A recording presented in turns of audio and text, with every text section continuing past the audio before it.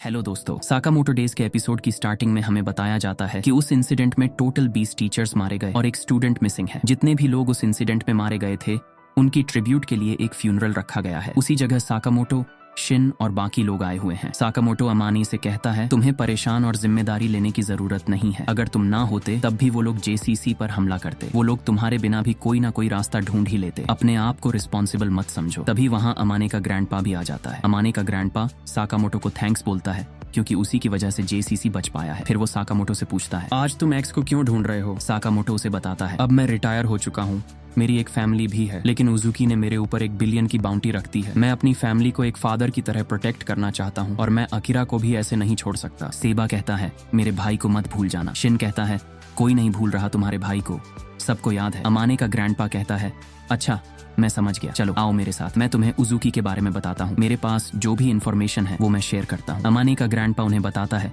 कि हर स्टूडेंट की एक सेपरेट फाइल होती है जिसमें उनके रिजल्ट्स और ग्रेड्स मौजूद होते हैं। फिर वो एक पेंसिल लेता है, उसे छीलता है और पेपर पर कुछ लिखने लगता है। ग्रैंडपा बताता है कि उजुकी अपनी ओरिजिनल फाइल अपने साथ ले गया था, लेकिन उस फाइल में क्या क्या लिखा था मुझे अच्छे से याद है। वो पेपर पर उजुकी की फाइल का पूरा कंटेंट लिख देता है। फिर वो उन्हें बताता है कि उजुकी को जे के एक ऑर्फनेज में पाला गया था, वो वहीं रहता था। 14 साल की उम्र में उसने जेसीसी का एग्जाम दिया और हाईएस्ट मार्क्स के साथ पास कर लिया, लेकिन स्कूल में आने के बाद उसने कुछ भी एक्स्ट्रॉर्डिनरी नहीं किया। वो एकदम एवरेज स्टूडेंट था। 4 साल तक स्कूल में पढ़ने के बाद उसने ग्रेजुएशन से पहले ही स्कूल ड्रॉप कर दिया और वहां से चला गया। शिन, अमाने और साकामोटो उसके डॉक्यूमेंट्स को चेक करने लगते हैं और उन्हें बिल्कुल भी विश्वास नहीं होता कि स्लर एकदम नॉर्मल बंदा था, उसमें कुछ भी एक्स्ट्रॉर्डिनरी नहीं था। अमाने का ग्रैंडपा उन्हें बताता है, स्लर स्कूल में हमेशा शांत रहता था और उसे लोगों को मारने में भी झिझक होती थी। स्कूल छोड़ने के बाद उसके बारे में रूमर्स फैलने लगे कि वो किसी इंसिडेंट में मारा गया है, लेकिन कुछ दिन पहले मैंने उजुकी को देखा था। शिन पूछता है, सच में? कहाँ पर देखा था? अमाने का ग्रैंडपा कहता है, जब मैं शहर में अपना इलाज करवाने गया था तब मैंने स्लर को नोटिस किया था। मैंने उसे बुलाने की कोशिश भी की, लेकिन जब मैंने उसे देखा तो वो बिल्कुल उजुकी था, लेकिन उसके हाव भाव,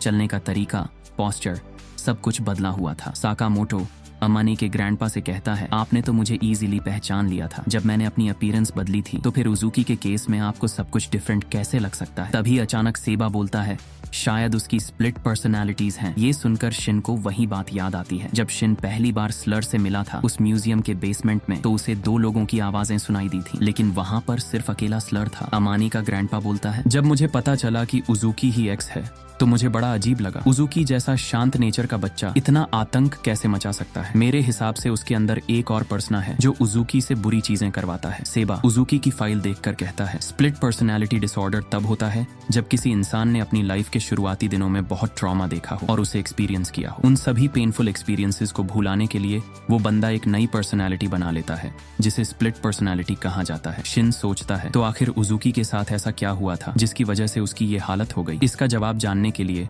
उन्हें ऑर्फनेज से कांटेक्ट करना होगा जहां स्लर को पाला गया था। शिन स्लर की फाइल में दिए गए ऑर्फनेज के नंबर पर कॉल करता है, लेकिन वो नंबर बंद बता रहा होता है। सेबा शिन से कहता है, वो ऑर्फनेज जे चलाता है तो हम डायरेक्टली जे से पूछ लेते हैं। शिन जे को कॉल करता है। वहां से पता चलता है कि ये ऑर्फनेज जे के अंडर में था, लेकिन अप्रैल में उस पर एक बहुत बड़ा हमला हुआ जिससे पूरी बिल्डिंग जलकर खाक हो गई। अब ये ऑर्फनेज एग्जिस्ट नहीं करता। सेबा कहता है, शायद एक्स हमसे पहले वहां पहुंच गया और उसने सारे सबूत मिटा दिए। तभी अमाने का ग्रैंडपा पेपर पर कुछ लिखने लगता है। अमाने पूछता है, ग्रैंडपा आप क्या कर रहे हो? ग्रैंडपा कहता है, मैं हर सुबह न्यूज़पेपर पढ़ता हूँ तो शायद उस ऑर्फनेज के जलने की खबर छपी हो। फिर वो न्यूज़पेपर दिखाते हुए कहता है, देखो इस हमले में टोटल 30 लोग मारे गए थे, इनमें से कुछ लोगों की फोटोज भी छपी हैं। शिन, सेबा और साकामोटो ध्यान से उन तस्वीरों को देखते हैं। साकामोटो शॉक होते हुए कहता है, गाकू और ऊदा इन दोनों ने तो जे पर हमला किया था, मतलब उन्होंने अपनी डेथ को फेक कर दिया था। इसके बाद सीन स्लर की तरफ शिफ्ट होता है क्योंकि क्लब जैम को जे के हवाले कर दिया गया है, इसलिए कैरोलाइना रीपर अपने भाई के लिए रो रहा होता है। कशीमा कैरोलाइना से कहता है, रोने से कुछ नहीं होगा, चुप हो जाओ। कैरोलाइना कहता है, जे वाले मेरे भाई को बहुत टॉर्चर करेंगे और उसे इसमें मजा आने लगेगा, लेकिन मैं नहीं चाहता कि उसे मेरे अलावा कोई और टॉर्चर करे। कशीमा कनागुरी को कॉल लगाने की कोशिश करता है, लेकिन उसे कोई रिस्पॉन्स नहीं मिलता। कशीमा गुस्से में कहता है, शायद हमारा प्लान फेल हो गया, ये सब साकामोटो की वजह से हुआ है, उसने हमारा सारा प्लान बर्बाद कर दिया। तभी वहाँ स्लर आ जाता है। स्लर कहता है, गाकू मेरे पास तुम्हारे लिए एक गुड न्यूज है, कुमानोमी और हरुमा हमसे मिलने आ रहे हैं। गाकू पूछता है, कब? स्लर कहता है, वीकेंड तक वो बैंकॉक पहुंच जाएंगे। गाकू कहता है, अगर वो आ रहे हैं तो सब कुछ ठीक ही होगा, मैं सोने जा रहा हूँ। कशीमा गाकू से पूछता है, आखिर ये लोग हैं कौन? गाकू कहता है, वो हमारे पुराने फ्रेंड्स हैं, बहुत टाइम बाद हम उनसे मिलने वाले हैं। जैसे ही हमारा रियूनियन होगा हम एक एक करके ऑर्डर के सभी मेंबर्स को मार देंगे। फिर गाकू स्लर से पूछता है, उस ओल्ड मैन को कौन मारेगा? गाकू की ये बात सुनकर स्लर एकदम शांत पड़ जाता है। स्लर का रिएक्शन देखकर गाकू कहता है, कोई भी नहीं, लगता है तकामुरा से भिड़ने की हिम्मत किसी में नहीं है। इसके बाद हम शिन और साकामोटो को देखते हैं जो अपने घर वापस जा रहे होते हैं। तभी अमाने का ग्रैंडपा उन्हें रोककर पूछता है, अब तुम क्या करोगे? साकामोटो कहता है, हमें जो इन्फॉर्मेशन मिली है उसके अकॉर्डिंग एक्स का हाइडआउट बैंकॉक थाईलैंड में है। एक्स के तैयारी करने से पहले ही हमें वहां पहुंचना होगा। शिन कहता है, और अकीरा भी एक्स से मिलने जा रही है, हमें उसे रोकना होगा। तभी वहां अमाने आ जाता है और कहता है, प्लीज मुझे भी अपने साथ ले चलो। शिन अमाने की ओर देखते हुए कहता है, तुम अभी सिर्फ फर्स्ट ईयर में हो, तुम्हारे पास असैसिन लाइसेंस भी नहीं है, तुम इस मिशन का हिस्सा नहीं बन सकते। अमाने कहता है, हाँ, लेकिन मैं किसी को मारने नहीं जा रहा, मैं तो सिर्फ अपने पापा का पता लगाना चाहता हूँ। सकामोटो सीरियस हो जाता है और कहता है, एक बच्चे को साथ ले जाने से हमें क्या फायदा होगा? अमाने कहता है, भले ही मेरी मेमोरी मेरे ग्रैंडपा जितनी स्ट्रांग ना हो, लेकिन मैं अपनी मेमोरी पर पूरा भरोसा करता हूँ। फिर अमाने एक ड्राइंग दिखाता है जो उसने अपनी मेमोरी से बनाई होती है। ये कशिमा की ड्राइंग होती है। उसके आई लेंस में दिख रहे रेस्टोरेंट के नाम से पता चलता है कि उसने वहां लंच किया था। अब अमाने की मदद से एक्स का हाइडआउट ढूंढना आसान हो जाता है। शिन सेबा से पूछता है, तुम हमारे साथ नहीं आ रहे? सेबा कहता है, मैं आना तो चाहता हूँ, लेकिन जब से मेरी क्लब जैम के साथ फाइट हुई है मेरा राइट हैंड सही से काम नहीं कर रहा। अगर मैं अभी आऊंगा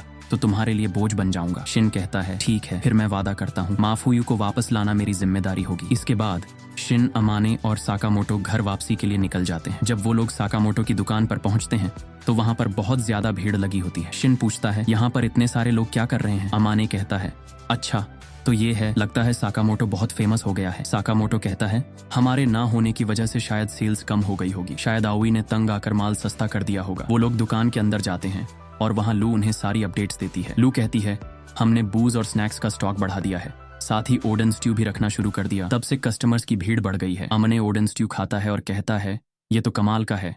शिन लू से पूछता है, हिसुके कहाँ है? लू बताती है, वो अभी पीबर ईट्स में बिजी है। शिन पूछता है, पीबर ईट्स? लू कहती है, हिसुके ने साकामोटो की दुकान से डिलीवरी सर्विस शुरू कर दी है, बिल्कुल ऊबर ईट्स, जोमाटो और स्विगी की तरह। लेकिन हिसुके का तरीका थोड़ा अलग है। वो अपनी स्नाइपर स्किल्स का यूज करके कस्टमर्स का एड्रेस ट्रैक करता है, फिर एक बुलेट के साथ सामान बांधकर फायर करता है और वो सामान सीधा कस्टमर तक पहुंच जाता है। वो अपनी स्नाइपर स्किल्स का यूज करके कस्टमर्स का एड्रेस ट्रैक करता है, फिर एक बुलेट के साथ सामान बांधकर फायर करता है और वो सामान सीधा कस्टमर तक पहुंच जाता है। हिसुके उनको देखकर बोलता है, तारो कैसा रहा जेसीसी में? मजा आया? अमाने हिसुके को देखकर बोलता है, अच्छा तो तुम ही हो लेजेंडरी स्नाइपर ड्रैगन, जेसीसी में तुम्हारी बातें बहुत होती हैं। तभी वहाँ हाना और ओई भी आ जाते हैं। वो दोनों साकामोटो को देखकर बहुत खुश होती है। इसके बाद सीन कानागुरी और अकीरा की तरफ शिफ्ट होता है। वो दोनों जेसीसी की एक शिप चुराकर भाग रहे हैं। अकीरा ने जेसीसी के फ्लोटर्स को रस्सियों से बांध रखा है और कानागुरी अभी भी थोड़ा इंजर्ड है। कानागुरी अकीरा से बोलता है, तुम इतनी डेस्परेट क्यों हो? तुम्हारा जैसा नेचर अभी है, तुम एक्स तक पहुंचोगी भी नहीं, उससे पहले ही एक्स के मुर्गे तुम्हें मार देंगे। अकीरा कहती है, इसीलिए तो मैं तुम्हें अपने साथ लाई हूँ, तुम एक्स के मुर्गे को मारने में मेरी मदद करोगे। कानागुरी कहता है, हम दोनों के बीच सिर्फ एक कॉन्ट्रैक्ट है, तुम मेरी मूवी में लीड रोल करोगी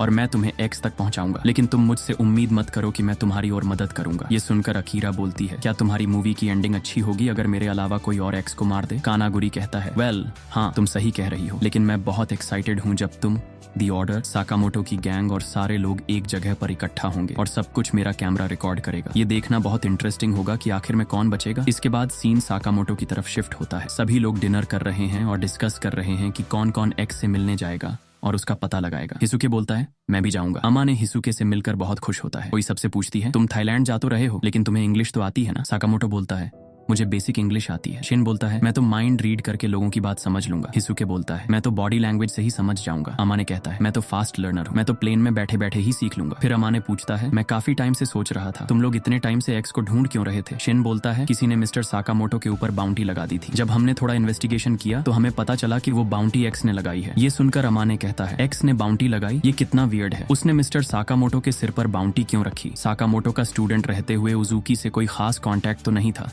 सही कहा ना? अगर साकामोटो उसके रास्ते में आने वाला था तो क्या उसे ऐसे ही छोड़ देना बेहतर नहीं होता? ये सुनकर शिन सोच में पड़ जाता है और कहता है, तुम सही कह रहे हो। अमा ने बोलता है, कहीं ऐसा तो नहीं कि एक्स की दूसरी पर्सनालिटी का साकामोटो से कुछ लेना देना हो और उसी ने साकामोटो पर बाउंटी लगाई हो? शिन और भी ज्यादा सोच में पड़ जाता है और मन में सोचता है, अभी तक मैंने साकामोटो से वो बात नहीं पूछी। एक्स और साकामोटो के बीच जो कुछ भी हुआ था वो मुझे बिल्कुल भी नहीं पता और ना ही साकामोटो ने मुझसे अपने पास्ट के बारे में कुछ बताया है। अब रात हो चुकी है, सभी लोग सो चुके हैं, लेकिन साकामोटो अकेले ही थाईलैंड के लिए निकल जाता है। तभी पीछे से शिन आ जाता है और कहता है, मिस्टर साकामोटो, तो हमें अकेले छोड़कर जा रहे हो? साकामोटो कहता है, तुम्हें इस बारे में पता लग गया? शिन कहता है, हाँ मुझे लगा ही था। डिनर के टाइम मुझे कुछ अजीब सा फील हो रहा था। आप अकेले क्यों जा रहे हो? साकामोटो कहता है, मुझे नहीं पता, मुझे बस फीलिंग आ रही थी कि मुझे अकेला ही जाना चाहिए। शिन बोलता है, मुझे तो लगा था आप मुझ पर ट्रस्ट करने लगे हो। अच्छा, तो इसीलिए आपने अपने पास्ट के बारे में मुझे नहीं बताया? साकामोटो कहता है, तुमने जीसीसी में देखा ना, सिर्फ इन्फॉर्मेशन का तुम्हारे पास होना भी तुम्हारी जान को खतरे में डाल सकता है। शिन कहता है, मैंने कहा ना, मुझे अंडर एस्टिमेट मत करो। शिन का ये बिहेवियर देखकर साकामोटो कहता है, शिन तुम आगे मत बढ़ो, तुम मेरी बराबरी नहीं कर सकते। ये सुनकर शिन साकामोटो की तरफ भागता है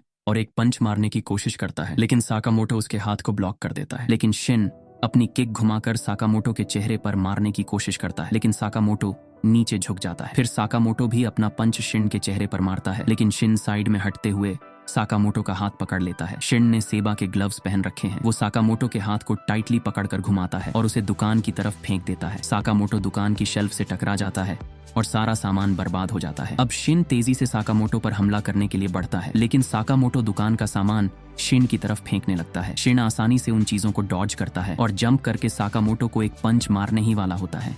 तभी वहां पर ओई, अमाने और हिसुके आ जाते हैं। हिसुके अपनी गन से एक ट्रैप फायर करता है, जिससे दोनों जाल में फंस जाते हैं और उनकी फाइट वहीं खत्म हो जाती है। हिसुके कहता है, तुम दोनों ये क्या कर रहे हो? ये कोई टाइम है लड़ने का? फिर हिसुके आगे कहता है, या फिर तुम अकेले ही हमें छोड़कर जा रहे थे? मुझे तो लगा था तुम हमारे फ्रेंड हो। शिन की बात सुनकर ओई कहती है, हिसुके तुम गलत समझ रहे हो, मैंने सब कुछ सीढ़ियों से सुन लिया था। साकामोटो शिन और तुम्हारी बहुत केयर करता है, वो डरा हुआ है। उसे डर है कि कहीं तुम्हारे साथ होने की वजह से वो तुम्हें खो न दे। ओई की ये बात सुनकर साकामोटो थोड़ी देर चुप रहता है, फिर बोलता है, डरा हुआ, शायद तुम सही कह रही हो। फिर ओई कहती है, लेकिन ये ठीक नहीं है कि तुम बिना बताए यहाँ से चले जाओ। तुम्हें पहले हमसे बात करनी चाहिए थी। तुम खुद सोचो, लोगों को कैसा फील होगा कि तुम उन्हें अकेला छोड़कर चले गए। फिर ओई आगे कहती है, और हाँ, सुबह तक दुकान को पूरी तरह साफ कर देना, तब तक तुम्हारे पासपोर्ट मेरे पास रहेंगे। ये कहकर ओई, हिसुके और अमाने वहाँ से चले जाते हैं। अब शिन और साकामोटो अकेले दुकान में रह जाते हैं। साकामोटो शिन से कहता है, तुम पहले से ज्यादा स्ट्रांग हो गए हो। शिन कहता है, आप एंग्री तो नहीं हो ना मुझसे? साकामोटो कहता है, शिन तुम मेरी एक बात सुनोगे? मैं तुम्हें कुछ बताना चाहता हूँ अपने पास्ट के बारे में, एक्स से रिलेटेड। अब यहीं से साकामोटो शिन को अपने पास्ट के बारे में बताना शुरू कर देता है और इसी के साथ आज का वीडियो खत्म होता है।